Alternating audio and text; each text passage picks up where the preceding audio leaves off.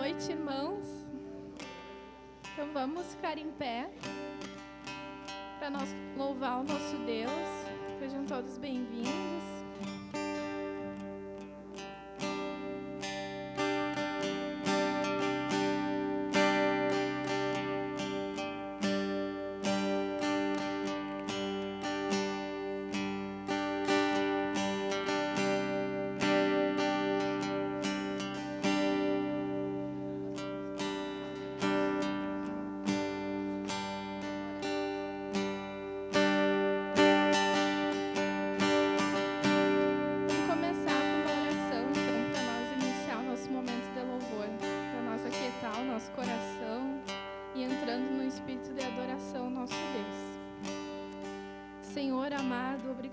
Senhor, por esse dia, por essa noite, Senhor, que Tu nos trouxe aqui, Jesus.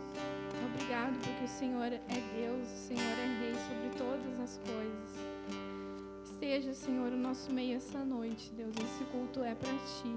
Que nada, Senhor, que não pertence a Ti, Senhor, fique aqui, Senhor. Que aqui estejam somente pessoas para Te adorar, Senhor, para Te servir, Senhor, para Te louvar, engrandecer o Teu nome, Jesus. Caminha, Senhor, no nosso meio. Deus, toca nos nossos corações. Senhor, fala, Senhor, na nossa mente essa noite. E obrigado, Senhor, porque Tu nos amas, Senhor. E nós realmente não merecemos, Jesus. Em nome de Jesus, amém.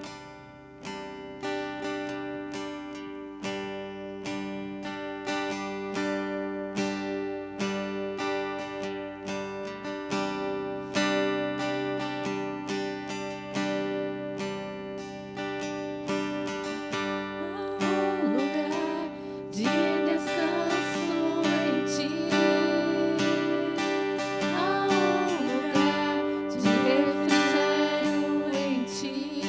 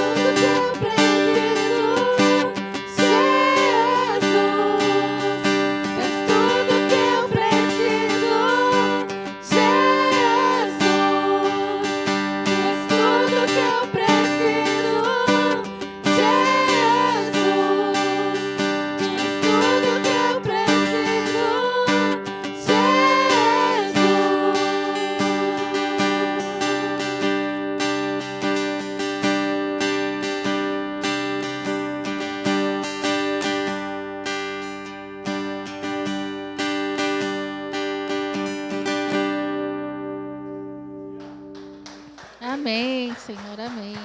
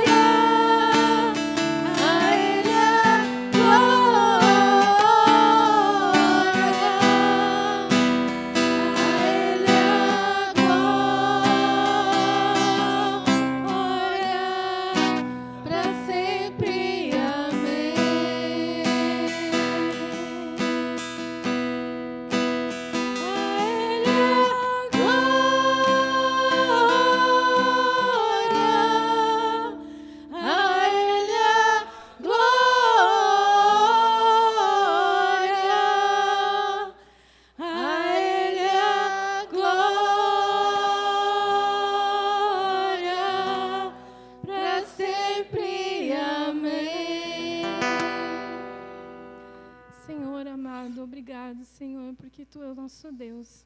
Somente a Ti, Jesus, pertence toda a honra, toda a glória, todo o louvor. Tu és o único que é digno, Senhor, de receber o nosso louvor, Jesus. Muito obrigado, Senhor, pelo Teu amor, Senhor, pela Tua imensa gratidão, pela Tua graça, Jesus, que nós realmente não merecemos, Senhor. Em nome de Jesus, amém. Amém. Vamos continuar nesse espírito de oração. Nós estamos aqui, a gente sempre tem um momento de oração. Nesse momento a gente tem alguns motivos especiais para levar para a igreja, né? A gente tem alguns irmãos aí que se encontram enfermos. Eu esqueci o nome da Rosane também, que está se recuperando ali. Então a gente tem alguns irmãos aí por motivo de saúde para a gente orar. Também temos alguns motivos de alegria, né? Hoje a gente tem o nosso aniversariante, ali o Marcelo. Temos mais algum aniversariante essa semana? Então, a gente tem o Marcelo como aniversariante. Tem mais aí no fundo? Não? Hã? Tá. Mesversário. E além disso, hoje também se comemora, primeiro domingo de junho, o Dia do Homem Batista. O Dia do Homem Batista. Então, eu gostaria de, no momento só, estar orando por esses motivos. Em especial, gostaria de pedir para que os homens pudessem vir aqui na frente, né? E a igreja, né, as mulheres, né, possam estender suas mãos. A gente vai estar orando então nesse momento pelos homens, orando pelo aniversariante, também pelos enfermos, mas em especial eu gostaria de convidar os homens aqui na frente, podem vir aqui, para a gente estar orando, né? O Josias aqui, que está à frente, né, do Ministério de Homens aqui na igreja, né? Às sextas-feiras, aí, cada 15 dias, ele tem feito um encontro com os homens, né? Então fica também aí essa valorização nossa, né, pelo trabalho que tem sido feito, mas também, né, com essa função que Deus nos dá, né? A gente sabe que Deus criou homem e mulher, né? E cada um tem a sua função e o seu olhar diante de Deus, né? Então eu queria orar, abençoar esses homens, né? Vou pedir para a igreja também estender as suas mãos. Vamos estar orando nesse momento. Pai, nós queremos nesse momento colocar aqui cada homem diante do Senhor, ó Pai, diante das responsabilidades que o Senhor os deu, ó Pai, dentro de casa, no seu trabalho, seja lá onde for, ó Pai, nós queremos rogar, Pai, e lembrar nessa data em especial, que o Senhor continue, Jesus, Pai, com esses homens, que o Senhor continue fazendo homens valorosos, homens que são guiados pelo Teu Espírito, homens realmente que são homens de Deus, ó Pai, homens que vivem o Teu Evangelho de verdade, homens, ó Deus, Pai, que se preocupam em viver o Teu reino, homens, ó Deus, Pai, que querem viver a Tua vontade, Pai. Pai, eu coloco cada homem que está aqui diante do Senhor, Pai, e eu rogo, Jesus, a Tua graça. Eu rogo para que o Senhor, Pai, possa trazer no nosso coração clareza do que o Senhor espera, do que o Senhor espera de nós como filhos, do que o Senhor espera de nós como maridos, do que o Senhor espera de nós como homens de Deus, do que o Senhor espera de nós como filhos de Deus. Pai, nessa noite eu rogo a Tua bênção, a Tua graça e que o Senhor acompanhe esses homens. Quero também, ó Deus, Pai, em especial, colocar a vida do Marcelo diante do Senhor, motivo de alegria, Pai. Comemoramos aqui mais um aniversário, Pai.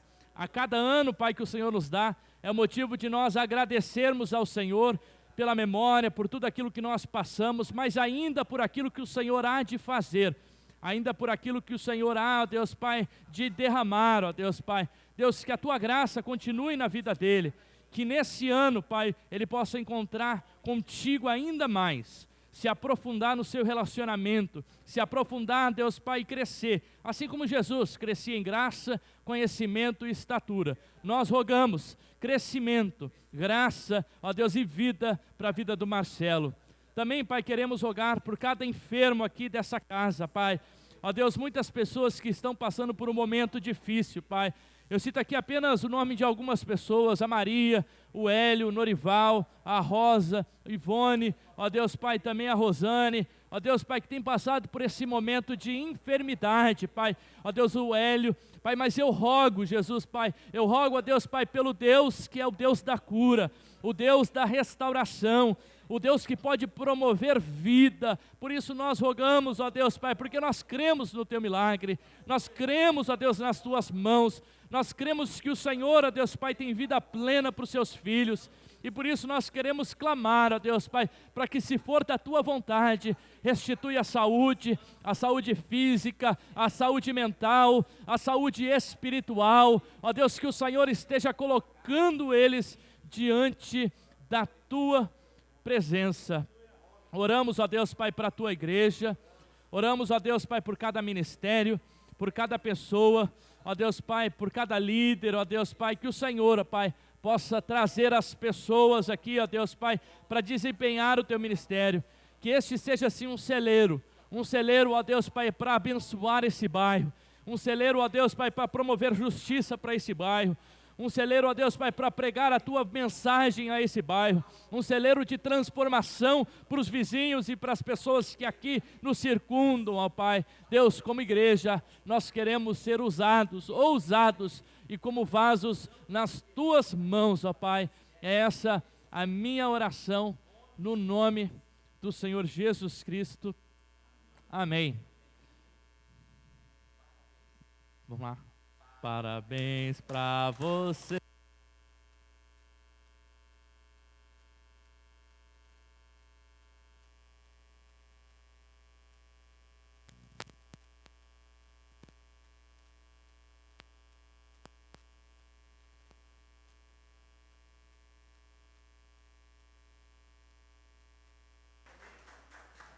Amém.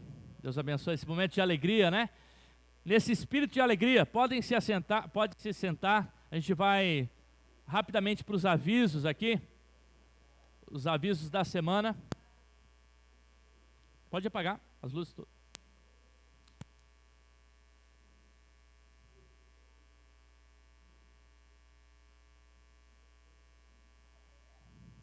Está demorando um pouquinho? Mas agora vai.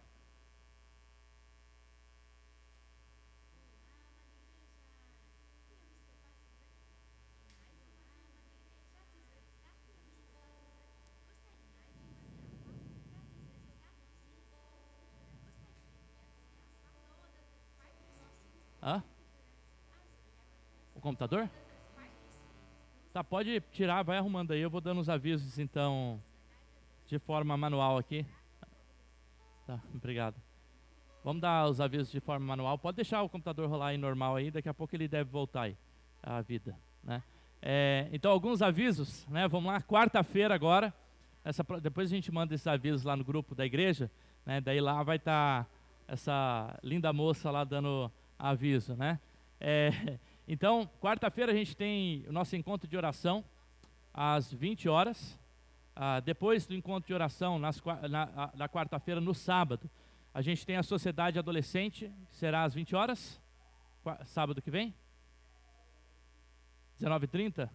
Tá, 19h30, no próximo sábado, Sociedade Adolescente. Então aí, ó, convidem os vizinhos, os netos, os sobrinhos, os primos, os adolescentes, as vizinhanças, né, a vizinhança toda aí, para estar com a gente no próximo sábado. Tem sido um momento aí de aprendizagem, mas também de diversão, né, de comunhão. Tem sido um momento bem bacana.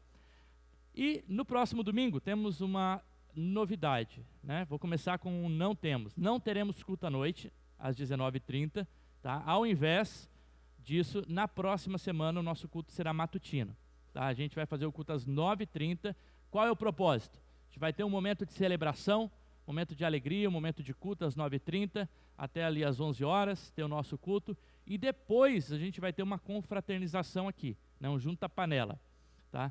Então a ideia é que nesse domingo a gente faça um momento não só de comunhão, né, e aqui na igreja também de compartilhar da palavra, mas também um momento de confraternização, né? Então, cada família, né, possa trazer aí o seu prato salgado, mais a sua bebida, né, e a gente vai estar ceando junto, assim como fazia a igreja primitiva, né, a igreja primitiva lá se juntavam juntos, né, a gente vai fazer isso. Domingo que vem, então, a gente tem ali um domingo especial, o culto será matutino, às 9h30, né, e depois desse culto, a gente vai ter um momento de confraternização juntos. Perfeito? Acho que de recados no momento é só. E eu queria passar aqui a palavra para o Júlio, para estar conduzindo a gente nas ofertas e nos dízimos.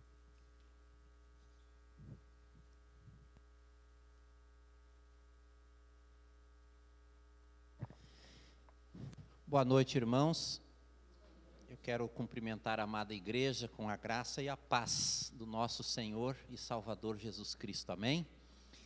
Nós queremos continuar este momento de louvor e adoração ao nosso Deus, dedicando ao Senhor os nossos dízimos e as nossas ofertas, que possamos fazê-lo com muita alegria no coração, reconhecendo tudo aquilo que temos recebido do Senhor, mas queremos fazer em amor ao Senhor.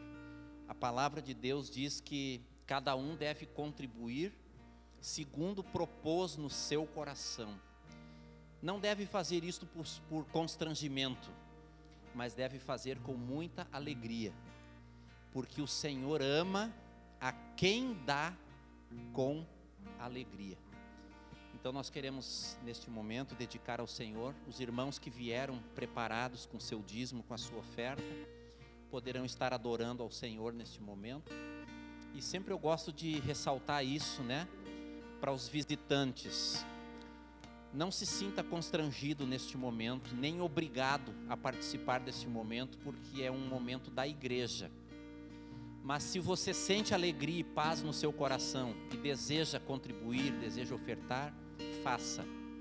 E que Deus possa te abençoar, que Deus possa abençoar grandemente a vida dos irmãos, das irmãs. Eu quero louvar ao Senhor, em meu nome, em nome da irmã Vanderleia, como tesoureiros da igreja. Nós queremos louvar o nome do Senhor pela fidelidade dos irmãos, na dedicação dos seus dízimos, das suas ofertas. Dessa forma nós temos tido a tranquilidade de podermos cumprir, honrar os compromissos que nós temos assumido, né, diante da sociedade, diante dos homens, e dessa forma o nome do Senhor tem sido glorificado. Então eu quero louvar a Deus pela vida dos irmãos, em nome de Jesus.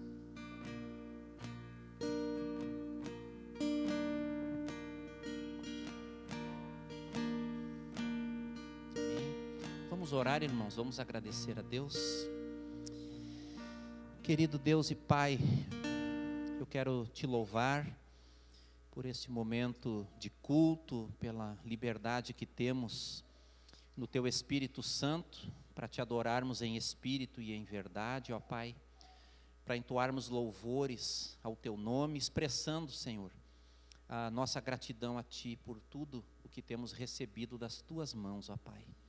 Te louvamos porque Tu tens derramado sobre nós abundantemente das Tuas bênçãos, da Tua graça, do Teu amor. Tu tens nos cercado com a Tua bondade e misericórdia, Pai. Obrigado por Tua fidelidade em nossas vidas. Quero Te louvar por este momento em que podemos Te adorar, dedicando ao Senhor os nossos dízimos e ofertas. Eu Te louvo pela vida de cada irmão, de cada irmã que tem sido fiel, Pai, na manutenção da obra da Tua casa, Senhor, e peço a Ti que no depósito dos Teus tesouros, do Teu celeiro celestial, Pai, Tu possas dispensar abundantemente das Tuas bênçãos e que Tu possas multiplicar a renda dos nossos irmãos. Abençoa cada família aqui representada da Tua igreja, aqueles que não têm tido a oportunidade, o privilégio, Senhor, por uma razão ou outra, de contribuir, que Tu possas abrir as portas, que Tu possas prover os recursos, dar as condições, para que os Teus filhos possam ter também dessa alegria, Pai, de contribuir com a manutenção da Tua casa, Pai. Nós oramos e pedimos a Ti também que Tu nos dê graça, que possamos administrar, Pai, estas finanças com muito zelo, com muito temor, porque entendemos que estamos cuidando aquilo que Te pertence. Isto não é de homens, isto não é de uma denominação, Pai, isto não é da igreja. Isto é Teu, Te pertence. Então ajuda-nos, capacita-nos a que possamos direcionar, Pai, estes recursos para aquilo que é a obra do Teu reino e que vai promover a Tua própria glória. Continuas conosco agora, no momento que vamos receber a ministração da Tua palavra.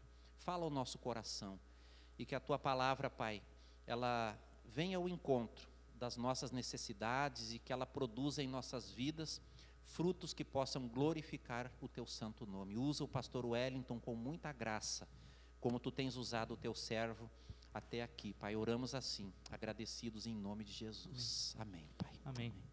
Som. Agora vai estar. Boa noite, novamente, graça e paz aí a todos. Irmãos, só mais um recadinho que eu acho que esqueci no final do culto, né? O Ministério Infantil preparou uns brigadeiros aí para a gente estar abençoando o Ministério Infantil. A gente está precisando aí de renovar algumas coisas, comprar uns brinquedos, né? Algumas coisas ali para o Ministério Infantil. Então, um recurso para as crianças. Então, se você veio preparado aí, são R$2 apenas cada brigadeiro, né? Leve pelo menos um, né? E se puder, leve mais um e mais algum, né? Aí para abençoar o ministério, tá? Então a gente tem esse recado. Hoje temos crianças para orar? Não? Não, culto de ceia não, tá? Estou aprendendo ainda, tá? Então vamos continuar aqui na ministração da palavra de Deus.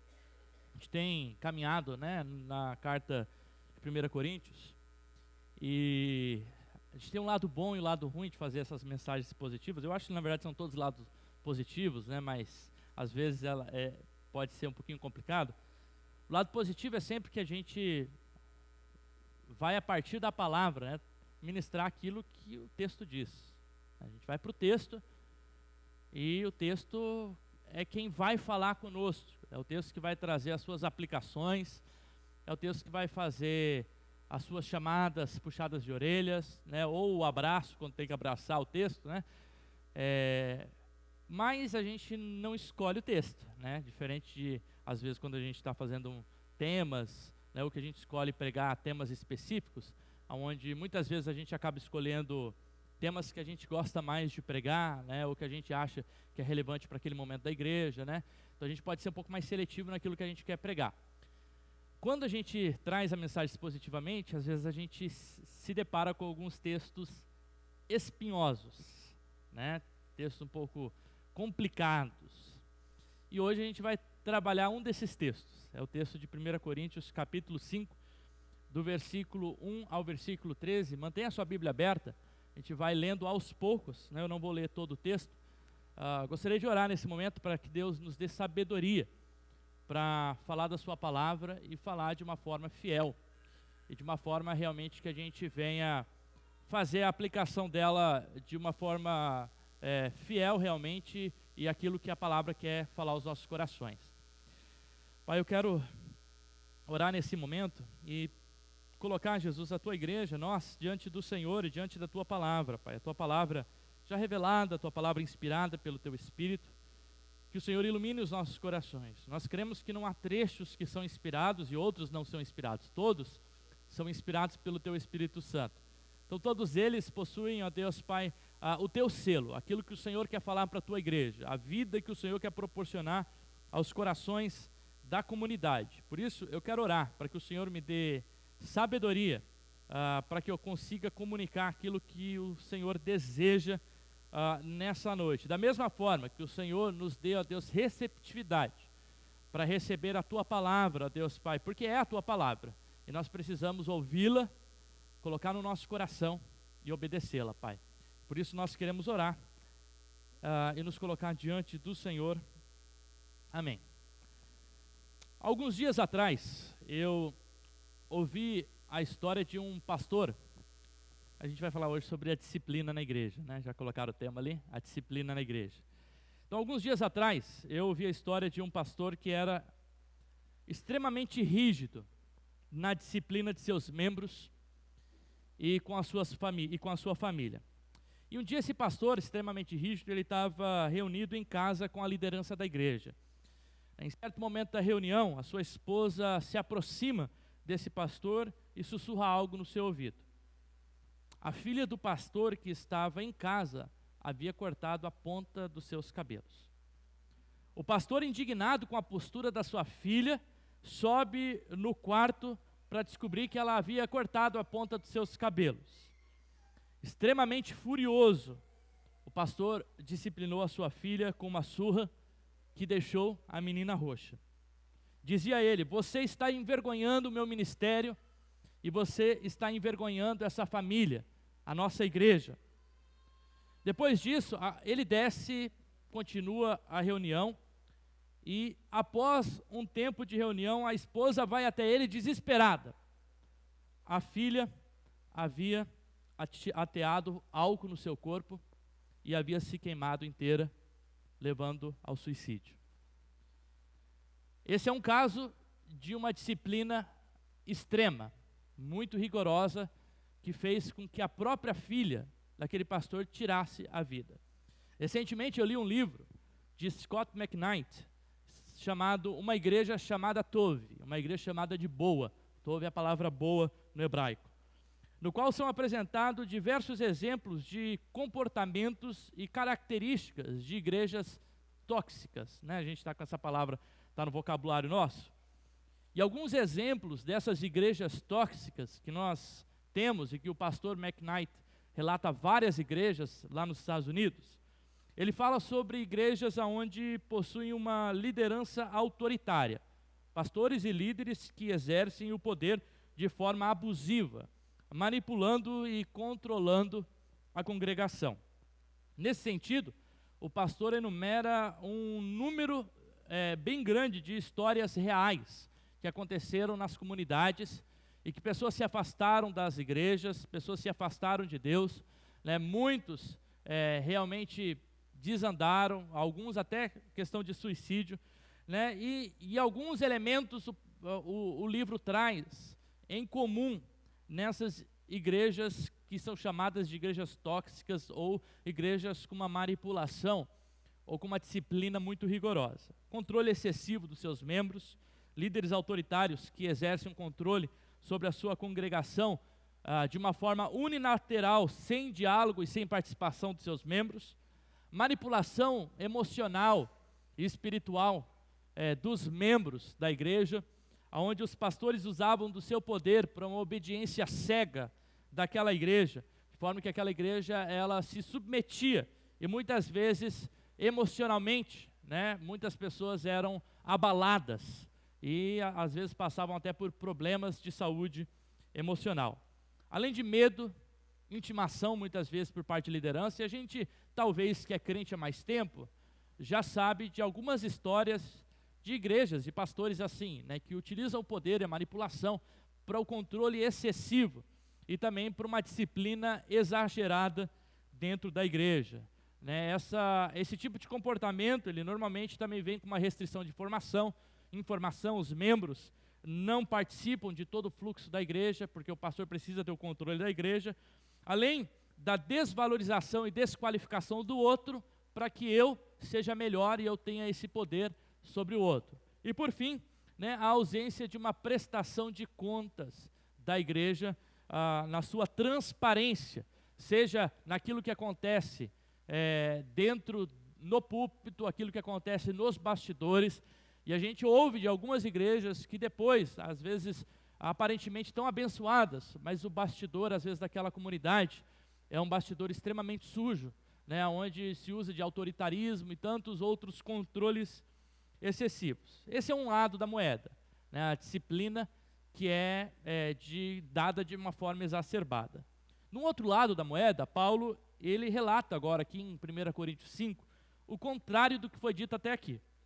O problema da igreja de Corinto não era o poder autoritário, mas a relativização do pecado e a falta da disciplina na comunidade. É o contrário, igrejas permissivas, igrejas onde o pecado ele é escanteado, ele é visto, né? Mas ele muitas vezes ele é ignorado pela comunidade, a fim de que as pessoas continuem na igreja, vivendo a sua vida, mesmo que ela viva a sua vida de uma forma toda errada, não tem problemas.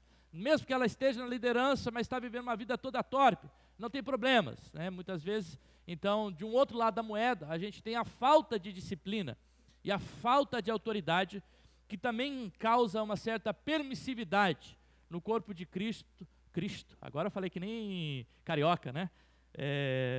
No corpo de Cristo. E a igreja de Corinto aqui, os cristãos, se orgulhavam da sabedoria do mundo, da retórica, da fartura dos seus dons. E eles se dividiam em partidos, né, por conta disso. No entanto, eles se uniam para uma coisa, só que para uma coisa errada. Eles se uniam para permitir que o pecado continuasse dentro daquela comunidade.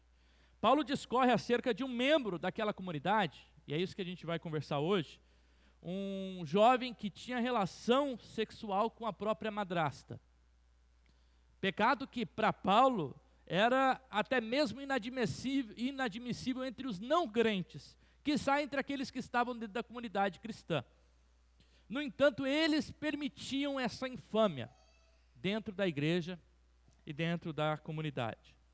O texto alerta para a santidade de Deus e para a santidade da sua igreja, a necessidade do enfrentamento do pecado, da exclusão do pecador não arrependido, a fim de que, quiçá, este se converta e alcance a salvação, o perdão e a reconciliação na comunidade. A alerta de Paulo serve tanto para as igrejas extremamente rígidas no tratamento do nome de Jesus, né, que matam não só o corpo, mas também a alma, como o relato daquele pastor com a sua filha, né, e eu ouvi essa semana essa história, não sei se ela é verídica, mas acredito que seja, né, a autora estava falando sobre essa história. Nossas igrejas, elas devem ser um lugar de compaixão, de perdão, de amor, de bondade, de reconciliação. Este é o caminho, né, que o Scott McKnight ele toma no seu livro, né, uma igreja chamada de Tove, uma igreja boa, uma igreja da bondade, uma igreja que chama para reconciliação em meio, muitas vezes, a pessoas que foram abusadas pela sua liderança, né, e outros que foram abusados pela falta de liderança, né, levando à indisciplina e ao pecado de uma forma desregrada dentro da comunidade. Em nome dessa rigidez, muitas igrejas, e a igreja historicamente, cometeu muitas injustiças, condenações e atrocidades, levando homens e principalmente mulheres e escravos e pessoas, às vezes, que eram condenados pela igreja a atrocidades que literalmente mataram o corpo, mataram a alma daquela pessoa e abusaram, né, daquela pessoa. E claro que a igreja ela precisa ser uma igreja de reconciliação, né, e a sua história, muitas vezes manchada por essas histórias, elas precisam sim ficar na nossa memória, a fim de que a gente, na igreja hoje, seja uma comunidade, sim, de disciplina, mas uma disciplina nem exacerbada e nem uma disciplina, ou uma indisciplina, né, uma falta de disciplina, mas uma disciplina que seja bíblica. Nós vivemos hoje num tempo de relativismo, né? O Michel Foucault, um filósofo, ele disse que na época dele ele escreve os seus livros sobre poder, sobre autoridade, e ele fala que a geração mais antiga era a geração do controle, a geração da autoridade, do poder, e alguns dos senhores talvez tiveram pais que foram assim, extremamente rigorosos, pais extremamente rígidos no tratamento e na disciplina. O que acontece é que essas crianças que sofreram e que foram, de certa forma, enrijecidas por essa disciplina, não queriam passar esse tipo de educação para os seus filhos. E então foram para o avesso, né? E criaram então filhos que foram filhos então de uma geração agora da permissividade, né? Que tudo pode e que a criança, o jovem é livre para viver a sua vida, para escolher aquilo que ele quer viver, deixando ele então ao bel prazer, né? Então a gente vê dois extremos extremamente errados, né? Dois extremos que são totalmente contrários à vontade de Deus. Hoje eu estava assistindo uma pregação do Russell Shedd, né, falecido Russell Shedd, grande biblista, pastor, né, batista, e tem até uma Bíblia, né, Bíblia Shedd. E o Russell Shedd, nessa pregação de 8 anos, pelo menos foi postada 8 anos atrás no YouTube, ele cita 3 tipos de disciplinas, que tem a ver com aquilo que a gente está falando, né? A disciplina extremamente rigorosa, que não é a disciplina bíblica, né? A disciplina que muitas vezes mata a pessoa junto com o seu espírito. A disciplina relaxada, que é a disciplina também que é relapsa, e que não disciplina, na verdade, cria uma geração indisciplinada, né? E a disciplina bíblica, né? Que é aquela que preserva a palavra de Deus. E ele, acerca dessa disciplina bíblica, ele cita ali 9 razões dessa disciplina, né? 9 coisas ou elementos que essa disciplina ela produz na igreja. Primeiro, uma disciplina bíblica, e a gente vai ver que o texto ele vai chamar atenção para isso. Uma disciplina bíblica, ela produz santidade na igreja. Ela precisa produzir uma igreja de pessoas que são santas, pessoas que são puras, pessoas que são modelos, pessoas que seguem a Jesus. E claro que essa santidade não é a santidade utópica de quem nunca peca, mas de pessoas que lutam contra o pecado e lutam a cada dia para manter a santidade, porque servimos a um Deus santo. Então, essa disciplina deve produzir uma igreja que seja santa, uma igreja que mantenha a paz, né, com todos, uma igreja onde não se tem disciplina para o Russell Shedd. Terceiro ponto, é uma igreja que ela não cresce, né, porque ela ignora preceitos que precisam ser vistos, e ela muitas vezes disciplina em lugares aonde não deveria ser disciplinado por conta de um legalismo, né, por conta de uma visão deturbada do evangelho, né. Pessoas são muitas vezes disciplinadas de uma forma muito rígida, né, e a igreja então, uma disciplina não bíblica, ela não consegue crescer. A disciplina para o Russell Shedd deve vindicar, né, a honra de Deus, né. Para que serve a disciplina? A gente vai ver no texto de hoje que é para isso, né? Além de produzir santidade, manter a paz, de fazer com que a igreja cresça de forma uniforme, né, a disciplina, ela também honra a Deus, porque ela faz com que o nome de Deus seja honrado. Além disso, a disciplina séria e bíblica evita que outras pessoas dentro da comunidade queiram ou reproduzam aquele pecado feito naquela comunidade, né?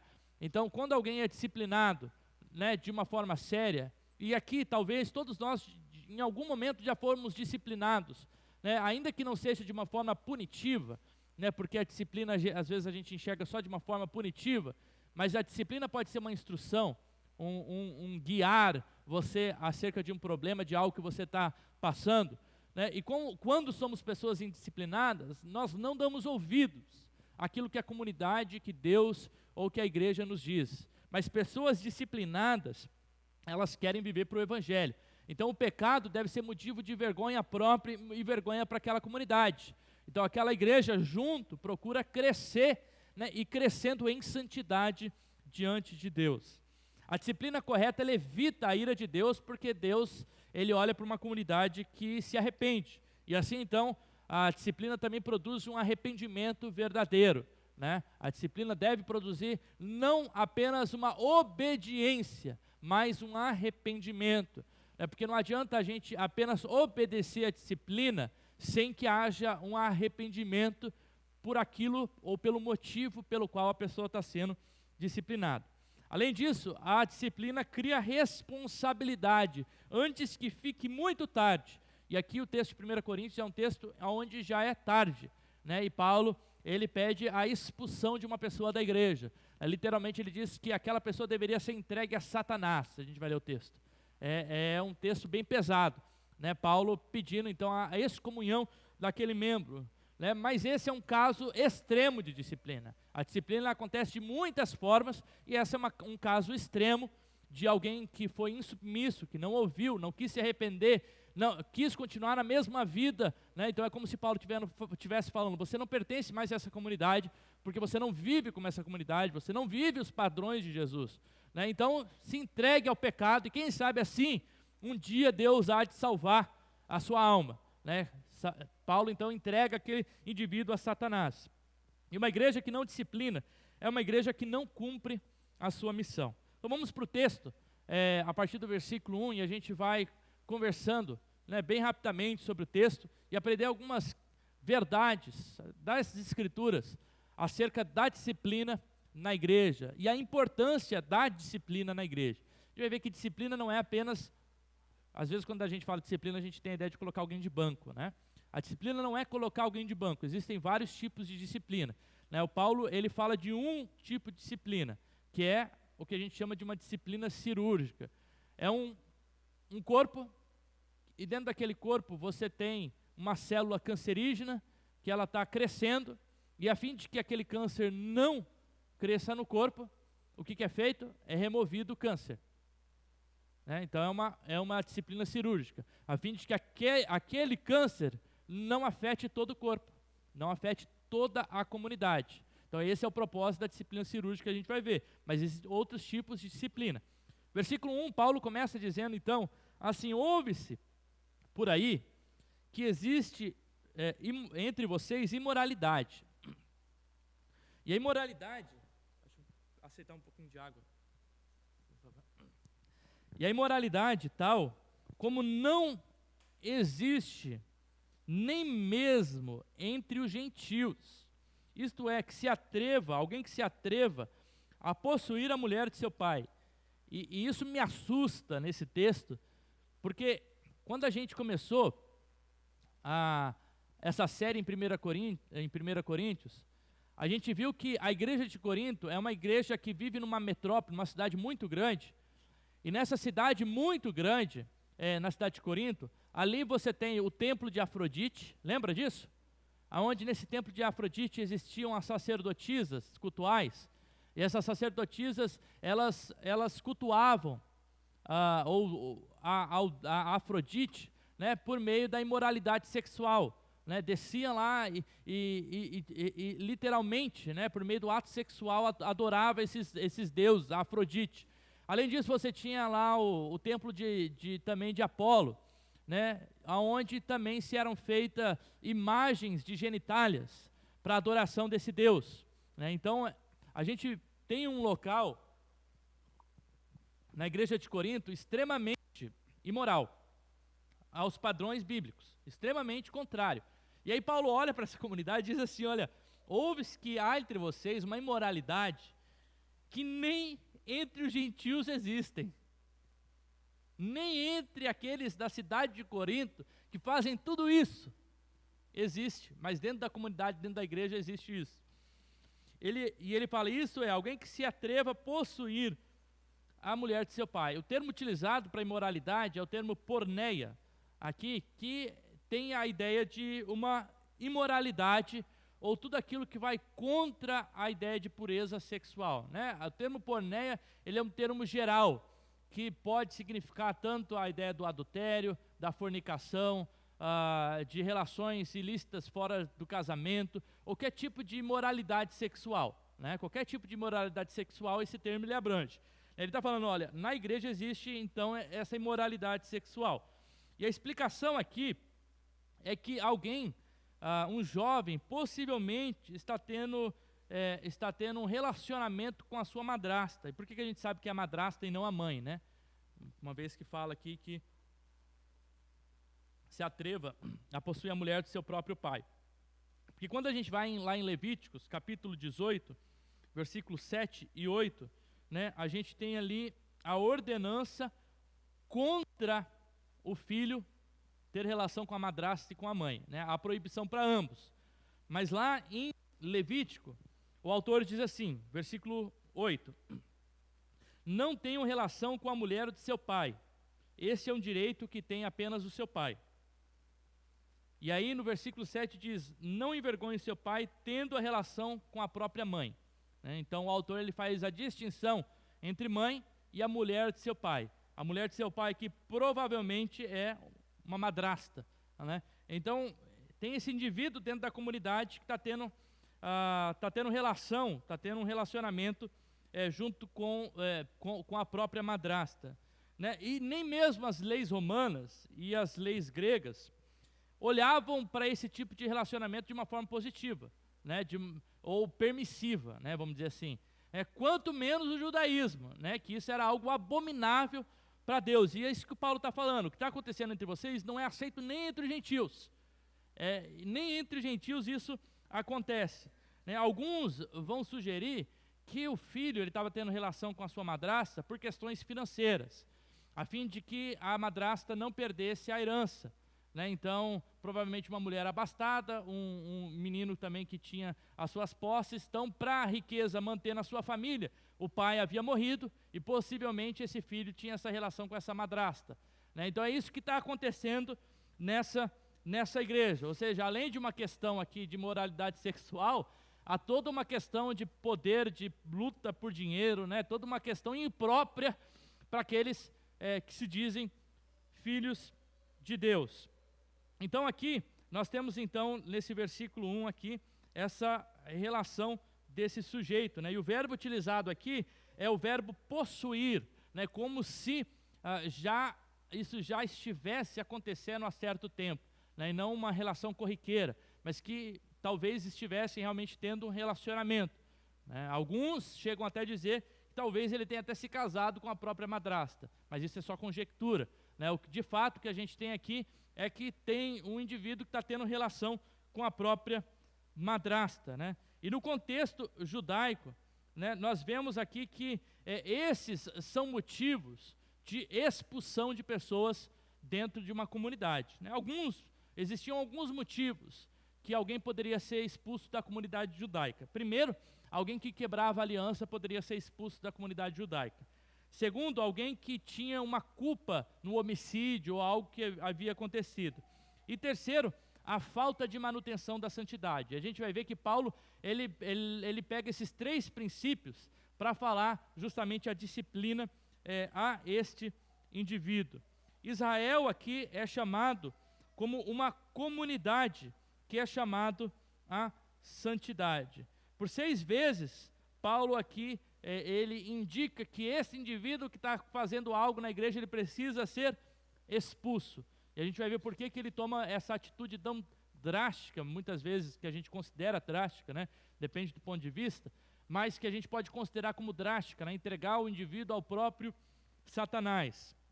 E aqui, o versículo 2, ele continua dizendo assim: e vocês andam cheios de orgulho, quando deveriam ter lamentado e tirado do meio de vocês quem fez essas coisas. De fato, a comunidade de Corinto é uma comunidade orgulhosa, a gente viu isso. Eles se orgulhavam pelos seus retoricistas, se orgulhavam pelos seus dons, né, se orgulhavam de tantas coisas. Aí Paulo olha para eles e diz: vocês realmente são cheios de orgulho, né? Vocês andam cheios de orgulhos, quando vocês deveriam ter lamentado. E o termo utilizado para lamentar aqui é o termo de alguém que chora no funeral. É como se Paulo está falando: isso que está acontecendo entre vocês não é motivo de orgulho, não é motivo para vocês ficarem brigando entre vocês, quem é o pastor aqui, se é Paulo, se é Apolo, né, Cefas. Olha o que está acontecendo dentro da comunidade de vocês, Paulo está falando, e vocês estão se orgulhando, quando vocês deveriam ter se lamentado disso, e tirado dentre vocês aqueles que fazem tais coisas. Martin Luther King Jr. diz que o que me preocupa não é o grito dos maus, mas o silêncio dos bons, né? E é o que está acontecendo aqui, uma comunidade que professa a fé em Jesus, que se silencia diante do pecado, que se silencia diante de uma situação que tem afetado aquela comunidade.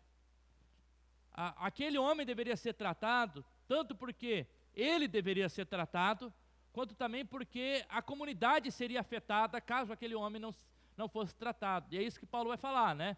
Que aquele fermento, né, ele vai levedar toda a massa, ele vai influenciar todo o corpo. O orgulho na igreja havia levado não apenas a divisões, mas também a permissividade quanto ao pecado. O pecado deveria promover tristeza na congregação, mas Paulo diz que eles estavam e andavam orgulhosos. Eu não sei se eram orgulhosos do pecado, né? Mas estavam orgulhosos quando eles deveriam, né, estar se lamentando por aquela situação dentro daquela comunidade. 2 Coríntios 7:9 diz que a tristeza, segundo Deus, ela produz arrependimento. É isso que Paulo está falando, né? O sentimento de vocês deveria ser de tristeza, e essa tristeza que produz um verdadeiro arrependimento. Olha o que diz lá: mas agora não me alegro, não porque vocês ficam tristes, mas agora me alegro, não porque vocês ficaram tristes, mas porque a tristeza os levou ao arrependimento. Paulo está falando assim: olha, a tristeza de vocês é alegria para mim, mas não porque eu estou me alegrando na tristeza, mas porque a tristeza causada em vocês produziu arrependimento. Pois vocês foram entristecidos segundo Deus, a fim de que da nossa parte não sofresse nenhum dano, ao contrário desse homem, né, que agora ele se alegrava e se orgulhava, mas a sua alma, o seu espírito estava danado, né, no sentido que havia uma danação ao próprio inferno. Aqui então o termo utilizado é um termo muito forte, né? O pecado, ele deve causar essa repulsa dentro de nós. E às vezes a gente vive numa comunidade que o pecado já não causa mais isso, né? Paulo está falando assim, ó, o pecado dentro de vocês deve causar o que? Essa tristeza. Vocês deveriam lamentar por causa do pecado. A gente deveria lamentar por conta do pecado. Lamentar pela perda do irmão pelo pecado que o leva à destruição. E lamentar porque o pecado que o leva à destruição leva também à vergonha a igreja do próprio Cristo. E a gente já viu diversas pessoas que vivem uma vida desenfreada, pecaminosa, dizem ter comprometimento com Jesus, mas a sua vida não diz isso, né? E literalmente isso é motivo de vergonha para o Evangelho. As pessoas lá fora falam, eu querer me converter, para quê? Né? Eu aqui fora sou mais justo do que aquele que está lá dentro, né? Eu sou mais, pago minhas contas mais em dia do que aquele que está lá dentro. Eu faço menos coisas erradas do que aquele que está lá dentro. E claro que a gente entende que ser cristão não tem a ver só com uma moralidade, né? Essa moralidade ela é fruto natural daquele que se encontra no Espírito, né? Mas o que Paulo está dizendo é justamente isso, né? O pecado deveria ser motivo de lamento. Olha o que Dietrich Bonhoeffer, um alemão que foi morto na Segunda Guerra Mundial, ele diz: a graça barata é a pregação do perdão sem arrependimento do pecador. É o batismo sem a disciplina eclesiástica. É a confissão, é a comunhão sem a confissão dos pecados. É a absolvição sem a confissão pessoal. A graça barata é a graça sem discipulado. É a graça sem cruz. A graça sem Jesus vivo e encarnado, né? E às vezes a gente prega uma graça barata dentro das nossas comunidades, né? Uma mensagem que não leva para o arrependimento, que o pecador ele não leva a ser disciplinado. Eles se orgulhavam-se não apenas do pecado, mas também se orgulhavam apesar do pecado, né? Ou seja, naquela comunidade havia uma omissão quanto àquilo, e aqui Paulo está dizendo que isso é motivo de lamento. A omissão também é motivo de lamento, não só quando nós não lamentamos, mas quando há uma omissão por parte nossa, como filhos de Deus. A gente precisa cuidar um dos outros, né? A gente é um corpo, e como corpo a gente precisa cuidar de cada parte do membro, cada membro desse corpo. E a disciplina não é a fim de que o corpo ele possa ser punido, né? Ou seja, o meu dedo está doendo, eu não vou lá socar o dedo na parede, né? A fim de que apenas eu puna meu dedo porque ele está doendo, né? Olha, não é para você doer dedo, então eu vou lá causar mais dor em você para que você pare de doer. Não, pelo contrário. Se a gente tem uma doença ou algo preocupante dentro do no nosso corpo, o que a gente faz? A gente procura médicos. A gente vai tratar aquele corpo. Ou seja, o objetivo da disciplina é o cuidado, é a reconciliação.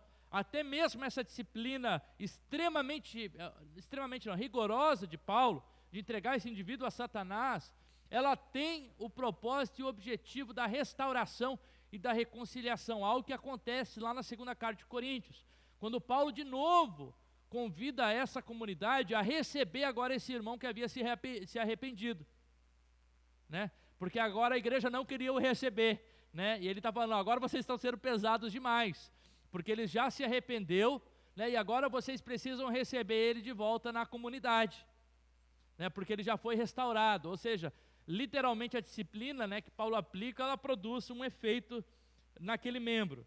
Paulo está preocupado aqui com o fato de que os membros da comunidade estão mais preocupados com o status de uma pessoa do que com a moralidade, né? Talvez, quem sabe, essa comunidade está preocupado em não perder né, esse jovem que era um benfeitor da comunidade, né, um jovem rico, provavelmente ele dava boas ofertas, ele tinha ali um certo domínio, né, e uma certa status dentro daquela comunidade, né, e quantas igrejas às vezes a pessoa não é disciplinada porque ela possui outras formas de controle que às vezes controla a igreja a não disciplinar. Às vezes a pessoa é abastada, é rica, e aí a igreja não disciplina porque tem medo de perder o dízimo, a oferta, né, ou a pessoa de influência, aí o pastor não disciplina porque tem medo, porque se ele disciplinar, ele sabe que metade da igreja vai se voltar contra ele. Aqui, talvez poderia até ser esse motivo, eu não sei, uma pessoa nessa condição, mas de fato existe uma omissão, e Paulo é firme quanto à sua posição de que eles deveriam não se orgulhar, mas se lamentar. Versículo 3, 4 e 5, diz assim: eu, na verdade, ainda que fisicamente ausente, mas presente no espírito, né, ainda que eu estou ausente, longe de vocês, mas eu estou presente aí, eu já sentenciei como se eu tivesse presente o autor de tal infâmia. Em nome do Senhor Jesus, reunido vocês e meu espírito, com o poder de Deus, no nosso Senhor, que esse tal, Paulo ele não fala nem o nome, né? Ó, a gente sabe quando a gente utiliza esse pronome, né? Esse tal, seja entregue a Satanás para a destruição da carne, a fim de que o espírito seja salvo no dia do Senhor. Ou seja, uma disciplina, sim, que é rígida, né? E aqui a destruição da carne não é a morte física da pessoa, mas a gente sabe que o pecado ele produz o quê? Morte. Então entregar o indivíduo a Satanás e ao seu bel prazer é literalmente entregar o indivíduo à sua morte espiritual.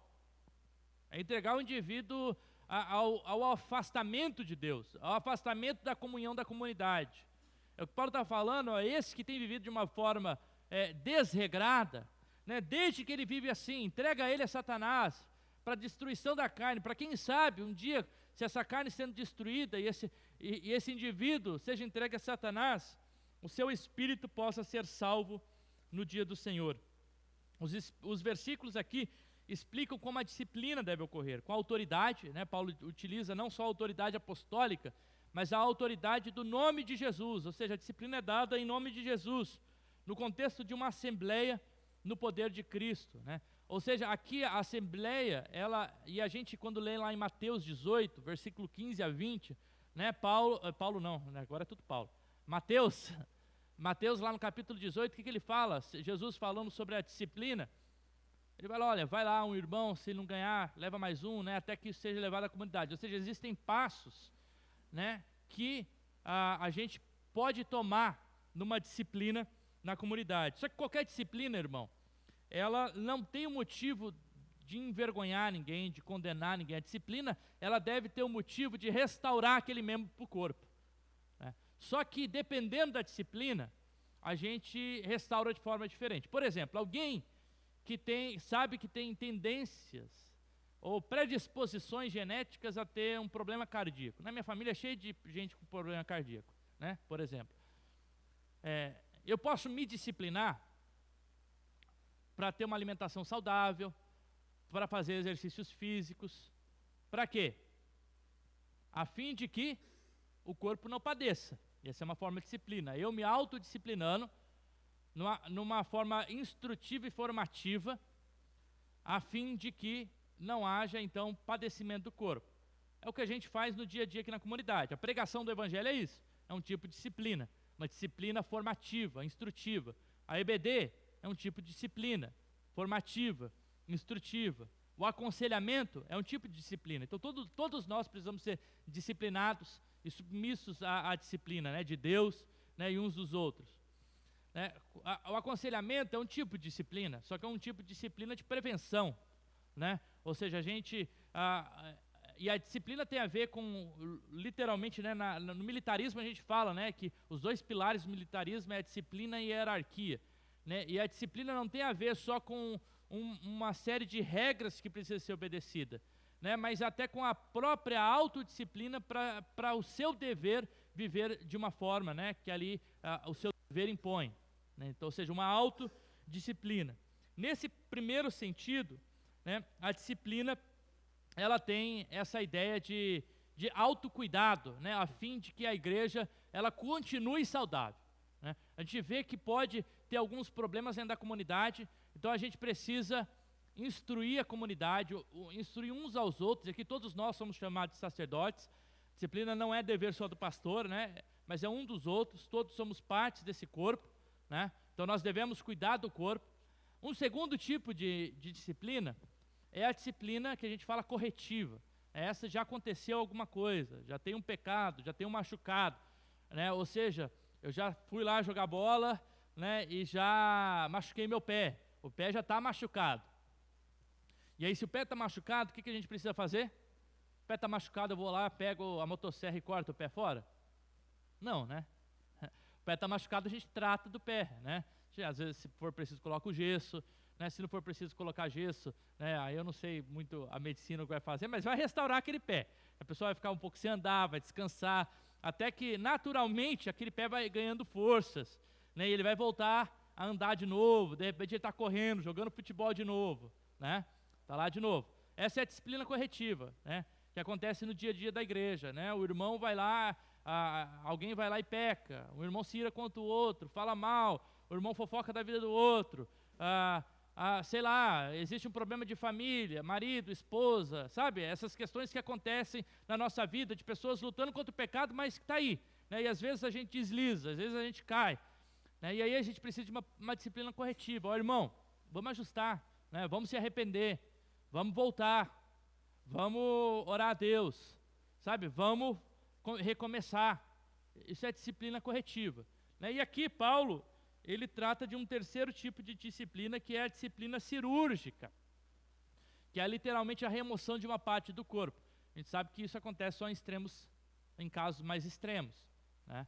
Ou seja, quando a presença daquela parte no corpo, ela já é mais danosa do que a sua ausência. Olha isso.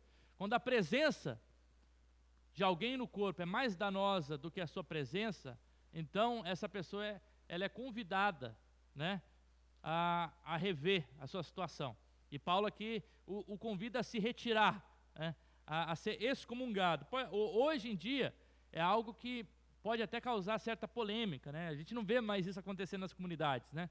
Antigamente se via mais esse tipo de excomunhão, né, dentro da igreja, né? O irmão fez isso, aquilo, né? E a gente tentou retratar, não houve retratação. A gente tentou, o irmão não se arrependeu, então o irmão não faz mais parte da membresia da igreja, né? Se ele faz parte do corpo de Cristo, é Cristo que pode dizer, né? Quem é a gente para dizer que alguém não faz parte do corpo de Cristo? Mas há ali um ato de disciplina, mas não um ato de disciplina punitivo, né? Eu não estou punindo. É um ato de disciplina a fim de que aquela pessoa ela seja restaurada de volta, né?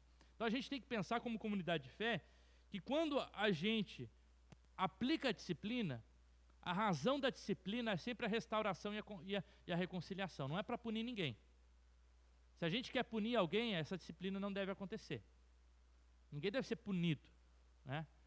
Sabe, eu converso às vezes com a Nicole já sobre filhos, né? Embora a gente não tenha, né? Mas às vezes a gente conversa, né? Sabe aquela criança, né, que às vezes está correndo, aí ela tropeça, cai, se machuca, aí chega em casa, o pai bate nela ainda, né? Você já deve ter visto isso, né? A criança num acidente, né? Não foi ela propositalmente se machucou, ela num acidente se machuca e às vezes ela é disciplinada, né? Esse é um tipo de disciplina, eu entendo, exacerbada, desnecessária, né? Mas pelo menos é minha visão de ver. E às vezes a gente tem esse tipo de disciplina na igreja, né? A gente disciplina, sei lá, porque quer punir a pessoa, acha que está no direito de punir alguém.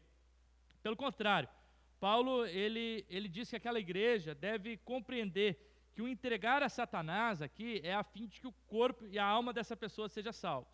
E aí ele continua no versículo 6 a 8, dizendo, e não é bom esse orgulho que vocês têm. Olha o que Paulo diz, não é bom vocês que se dizem tão poderosos, né, nos seus atos, né, cheios de dons, não é bom esse orgulho que vocês têm. Por acaso vocês não sabem que um pouquinho de fermento leveda toda a massa? É isso que diz lá em Gálatas também, né, que um pouco de fermento leveda toda a massa. E ele diz, joguem fora o velho fermento, para que vocês sejam nova massa, como de fato são, sem fermento. né? Ou seja, até a representação da ceia, né? O pão sem fermento. Cristo é o pão sem fermento que foi crucificado, ou seja, que não havia pecado. Como que o seu corpo então pode aturar o pecado? Como que o seu corpo pode aceitar livremente e permissivamente o pecado, sendo que Cristo foi sacrificado como um cordeiro imaculado e como o pão sem fermento? Pois celebramos a festa não com o pão velho de fermento, nem com o fermento do mal e da maldade, mas com o pão sem fermento, o pão da sinceridade e da própria verdade.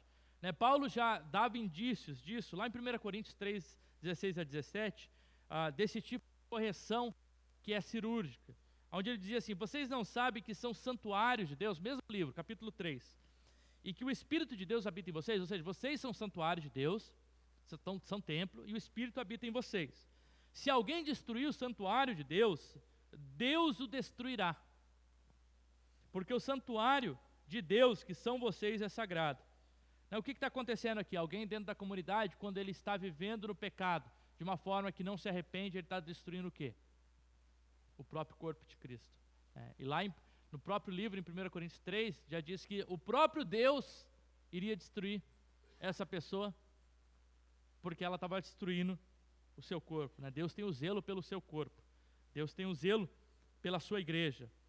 Deus cuida, e a gente, de igual forma, a gente deve ter um zelo pelo corpo e pela igreja de Cristo, né? A gente deve entender que todos nós somos pecadores, né? Isso é fato, né? Se a gente for disciplinar a gente porque é pecador, né?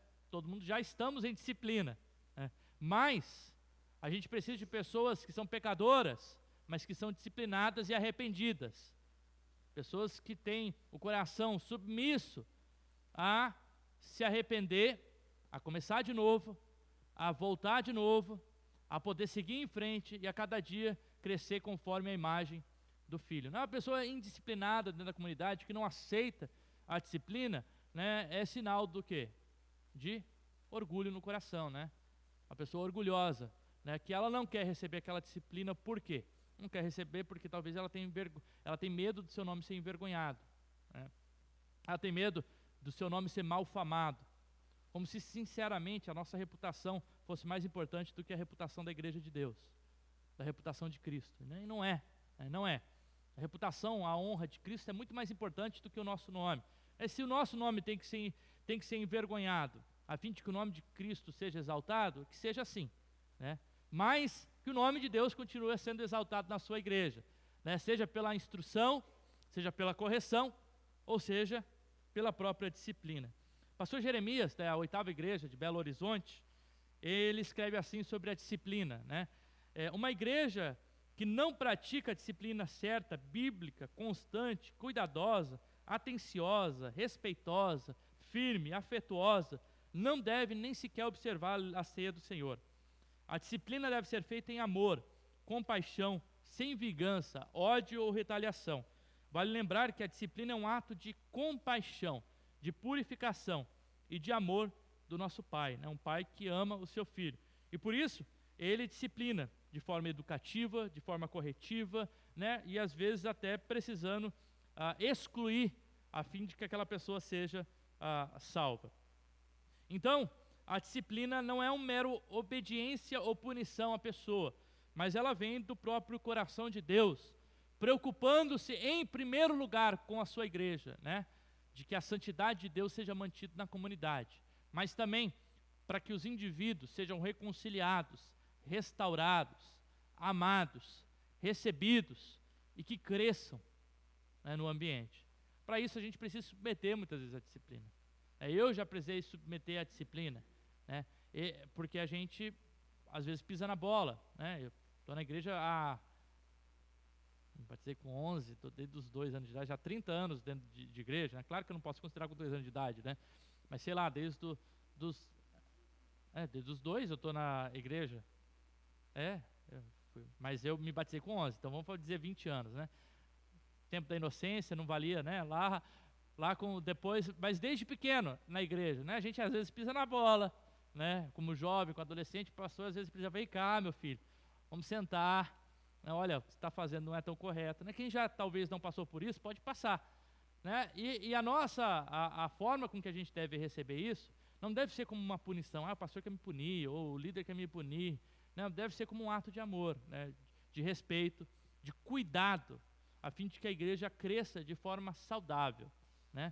De uma forma bíblica. Então o processo ou o propósito da disciplina é sempre a restauração e a salvação do irmão na fé, né? William Hendricks diz assim que a ausência da disciplina é uma maldição para qualquer igreja. Deve haver sim normas de fé e conduta. Mark Dever, um pastor norte-americano, diz que uma igreja que não exerce disciplina, numa igreja em que não se exerce disciplina, os exemplos não são claros e os padrões ficam confusos, né? Paulo ele cita aqui e fala que um pouquinho de fermento leveda toda a massa, né? Nosso ditado popular diz que uma maçã podre apodrece todo o resto, né? Todo o cesto. Um pouco de fermento realmente pode levedar toda a massa. Por isso a disciplina ela serve para correção, mas também para proteção da própria igreja. E a gente finaliza, versículo 9 a 11, Paulo dizendo, em outra carta que a gente não tem, né, essa era a primeira que a gente tem, eu já escrevi que vocês não se associem com os impuros, com os imorais, com aqueles que têm cometido porneia, é o que ele está dizendo aqui. Mas eu me refiro, com isso, não aos impuros do mundo, aqueles que não conhecem a Deus, os avarentos, ladrões, idólatras, porque neste caso vocês teriam que sair do mundo. Mas agora eu escrevo a vocês que não se associem com alguém que, dizendo-se irmão, for devasso, avarento, idólatra, maldizente, bêbado, ladrão, nem mesmo comungue com este, né? Um ato pode parecer um pouco, para a gente, um pouco rígido, mas o que Paulo está dizendo é que a gente precisa cuidar do corpo de Cristo, né? Lembra lá em Salmos 1, quando existe toda uma degradação, né? Bem-aventurado aquele que o quê? Não anda e não se assenta, né? Existe um processo aqui de degradação. Não anda, não se detém, né? A pessoa está andando, de repente ela está sentando, de repente ela está participando. O que Paulo está dizendo é justamente isso, né? Não estar à comunhão com essas pessoas é não participar das mesmas ações, né? E não comungar do mesmo comportamento, da mesma atitude, da mesma permissividade daquela pessoa que agora é uma maçã podre, está dentro da comunidade, precisa ser retirada, precisa ser cuidada, né? Então a gente tem vários tipos de cuidado e de disciplina. 2 Tessalonicenses 3,6 diz, irmãos, em nome do nosso Senhor Jesus Cristo, ordenamos que vocês se afastem de todo irmão que vive de forma desordenada, não segundo a tradição que vocês receberam de nós. O fato é que a imoralidade sexual, a idolatria, a cobiça, ela muitas vezes estão presentes, né? E a gente precisa cuidar para que a gente não seja apenas religiosos, convencidos, e não verdadeiramente convertido. O coração convertido é um coração que se arrepende diante de Deus, né? Não que não peca, mas que se arrepende diante dos seus atos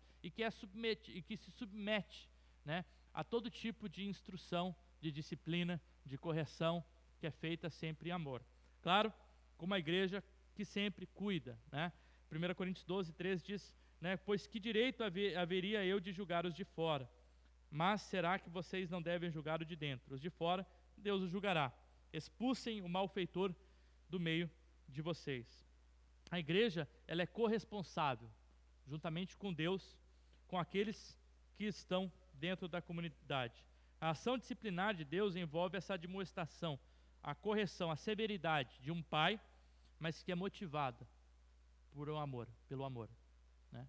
Não a punição motivada por ódio e pela raiva. Tem pais que batem filhos motivados pela raiva, motivados pela ira, né? Subiu na minha cabeça, não aguentei, e às vezes deixa o filho lá literalmente roxo, né? Espanca, né? Há um abuso ali físico daquela pessoa. Deus, quando nos corrige, a Bíblia diz que o motivo é o amor, é a graça, é a restauração, é a reconciliação. Que a gente entenda, né, que a disciplina é assunto de igreja, é assunto que deve ser tratado com seriedade, porque o pecado é uma afronta contra o próprio Deus, né? E Deus nos convida a sermos disciplinados, né, a entender tanto a instrução, a formação, a correção né, e até mesmo, se for preciso, né, a exclusão ou uma suspensão como ato não de uma rigidez demasiada que vai produzir morte em ninguém, mas como um ato de amor do próprio Deus, de reconciliação, de perdão e de compaixão. E que a gente, como igreja, né, a gente esteja consciente para a gente não cair em nenhum daqueles dois extremos que eu iniciei a pregação, né? Não confundir disciplina com controle, não confundir disciplina com abuso, não confundir disciplina com autoritarismo, também não confundir disciplina com uma displicência, ou com a falta de disciplina, com a indisciplina, mas pelo contrário, né, como disse o Russell Shedd, né, a gente tenha uma disciplina que seja uma disciplina bíblica. Né.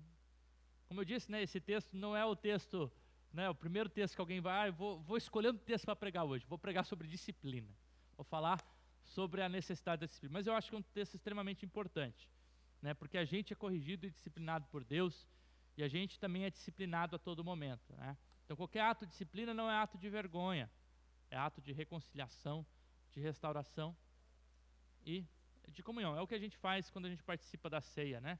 A gente é disciplinado a participar da ceia num ato memorial de um sacrifício de Deus por nós, né? Nesse momento, eu queria convidar o Júlio, né, e a irmã para estarem louvando a Deus. A gente vai estar fazendo a distribuição dos elementos da ceia. Eu vou estar distribuindo junto com a minha esposa os elementos da ceia. Você pode ficar aí no seu assento, a gente vai distribuir para vocês esses elementos, enquanto os nossos irmãos louvam a Deus com uma canção. Espero que o computador responda, né? Se não responder, de repente coloca aí vai ter que ser a capela.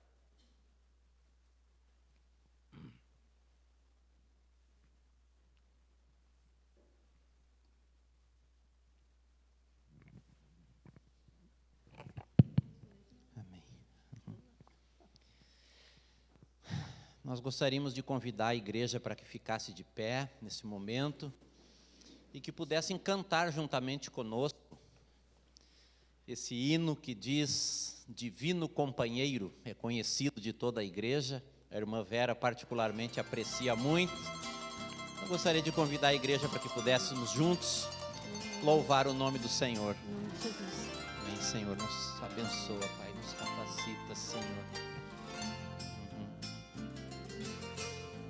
Divino companheiro no caminho, sua presença sinto logo ao transitar. Já dissipaste toda a sombra, já tenho luz, a luz bendita do amor. Fica, Senhor, já se faz tarde. Tens meu coração para pousar. Faz em mim morada permanente. Fica, Senhor, meu Salvador. A sombra da noite se aproxima e nela o tentador vai chegar.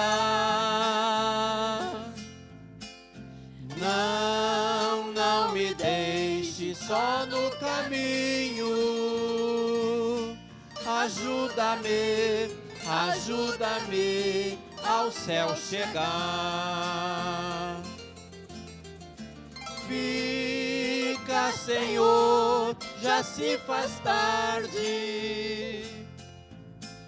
Tens meu coração para pousar. Faz em mim morada permanente. Fica, Senhor, Fica, Senhor, meu Salvador. Fica, Senhor, já se faz tarde. Tens meu coração para pousar. Faz em mim morada permanente. Fica, Senhor, meu Salvador. Amém.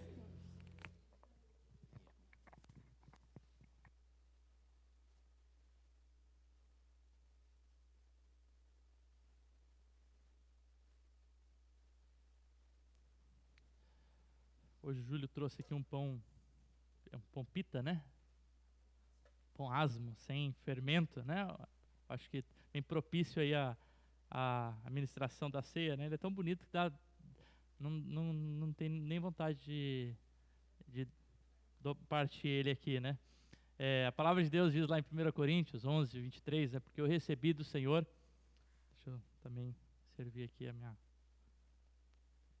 amada. Eu disse, porque eu recebi do Senhor o que também vos ensinei, que o Senhor Jesus, na noite que foi traído, tomou o pão e, tendo dado graças, partiu e disse: esse é meu corpo que é dado por vós, né? Comam, né? Façam isso todas as vezes que vocês se reunirem. E juntamente, depois de haver ceado, tomou também o cálice da nova aliança, dizendo: esse é o cálice, né, que simboliza o meu sangue da nova aliança. E todas as vezes que vocês então comerem deste pão e tomarem desse cálice, vocês se lembram, e a gente se lembra do sacrifício de Jesus. Nesse momento eu quero convidar a igreja a, antes de participar, a gente ter um momento de oração, agradecendo a Deus por essa oportunidade nossa, né, de como irmãos participarmos juntos de um ato tão solene, né, onde o próprio Deus deu vida para a gente. E é isso que a gente lembra, né? Que a gente se lembra da vida que Deus nos dá, pelo seu sacrifício, pelo derramar do teu sangue e pelo seu corpo. Pai, nós te agradecemos, Jesus. Nós te agradecemos pelo teu sacrifício, Pai. Como cantamos aqui, fica, Senhor, conosco. Fica com o Senhor conosco. Deus, nós queremos e nós oramos, ó Deus, Pai, para que a Tua presença seja constante conosco, ó Pai. Deus, o pão, ó Deus, Pai, aqui na ceia simboliza justamente isso, a Tua presença, o Teu corpo presente. Ó Deus, o teu sangue derramado naquela cruz, Pai. E com essa lembrança, Pai, na nossa mente, no nosso coração, nós queremos, ó Deus, Pai, à luz da palavra nessa noite, nos arrepender, Pai, de toda indisciplina, toda falta de arrependimento, Pai, todo orgulho do nosso coração, todo pecado de estimação que muitas vezes a gente não leva com seriedade, pecados do nosso coração, pecados, ó Deus, Pai, de intenção, pecados de omissão. Deus, nós queremos ser responsáveis verdadeiramente, ó Deus,